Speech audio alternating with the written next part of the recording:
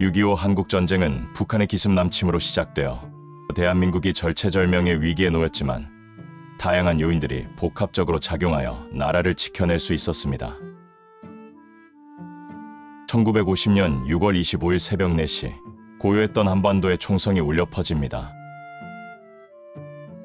북한군의 기습 남침, 3일 만에 서울이 함락되고 대한민국은 풍전등화의 위기에 놓입니다.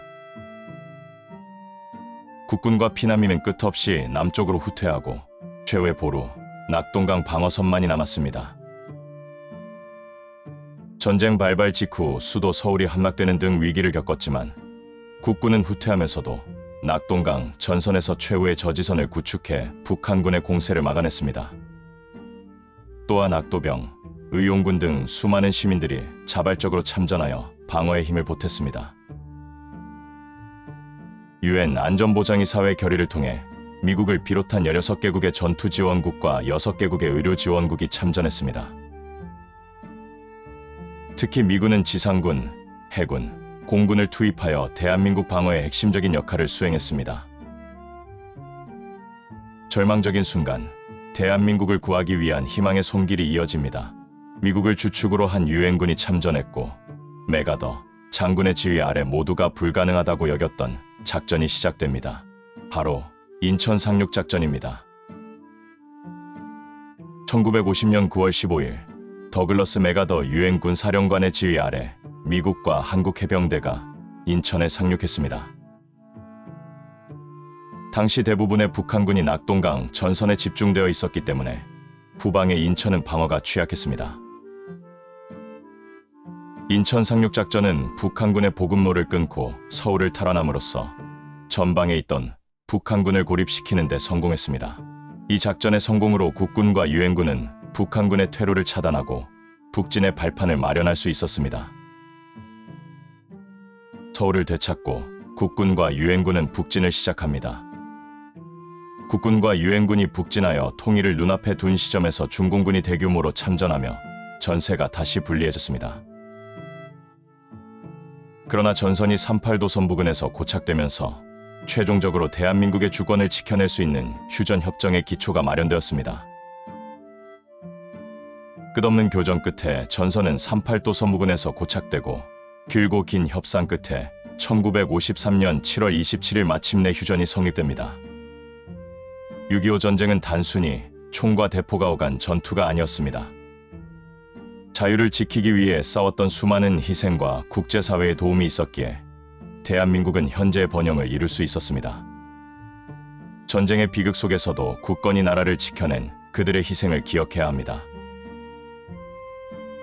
2024년 12월 3일 윤석열 전 대통령의 내란 시도 사건이 성공했다면 내란 주체 세력이 국회를 무력으로 해산시키거나 국회의원들의 활동을 통제하여 입법 기능을 마비시켰을 수 있습니다. 이는 삼권분립 원칙을 무너뜨리고 모든 권력이 내란 주체에게 집중되는 결과를 낳았을 것입니다. 전국의 계엄령을 선포하고 군부 또는 특정 세력의 행정, 사법 등 국가의 모든 통치권을 장악했을 수 있습니다. 언론과 집회, 시위의 자유가 극도로 제한되고 반대 세력에 대한 무자비한 탄압이 뒤따랐을 것입니다. 대한민국은 국제사회에서 고립되었을 것입니다. 미국을 비롯한 주요 동맹국들은 내란을 통한 정권 장악을 인정하지 않고 강력한 경제적, 외교적 제재를 가했을 것입니다. 이는 대한민국의 국제적 위상을 추락시키고 경제에 심각한 타격을 주었을 것입니다. 내란 성공 시 사회는 극심한 혼란에 빠질 수 있습니다. 기존 헌정 질서에 저항하는 시민들의 대규모 시위가 발생할 가능성이 높고 이 과정에서 무력 진압에 의한 인명피해가 발생할 수 있습니다. 언론의 자유가 완전히 통제되고 반대 의견을 가진 사람들은 반체제 인사로 낙인 찍혀 체포, 감금, 고문 등 인권 탄압을 당할 수 있습니다. 이러한 상황은 과거의 군사 독재 정권에서 흔히 볼 수 있었던 모습입니다. 내란 주체 세력이 정권을 장악하면 대한민국은 국제사회로부터 즉각적인 외교적 고립에 직면할 것입니다. 미국 등 서방 동맹국들은 군사협력을 중단하고 경제 제재를 가할 가능성이 큽니다. 이는 수출 주도형 경제인 대한민국의 치명타를 입혀 국가 경제가 심각한 위기에 빠질 수 있습니다. 또한 내란 시도에 대한 국제사회의 규탄이 이어지며 대한민국의 국제적 위상은 바닥으로 추락할 것입니다. 내란 성공 이후에도 권력은 안정적으로 유지되기 어렵습니다. 내란을 주도한 세력 내부에서 권력 다툼이 발생하여 또 다른 폭력 사태를 일으킬 수 있습니다. 이는 국가 시스템의 완전한 마비를 초래하고 치안 부재로 인해 사회 전반이 무정부 상태에 가까운 혼란을 겪을 수 있습니다.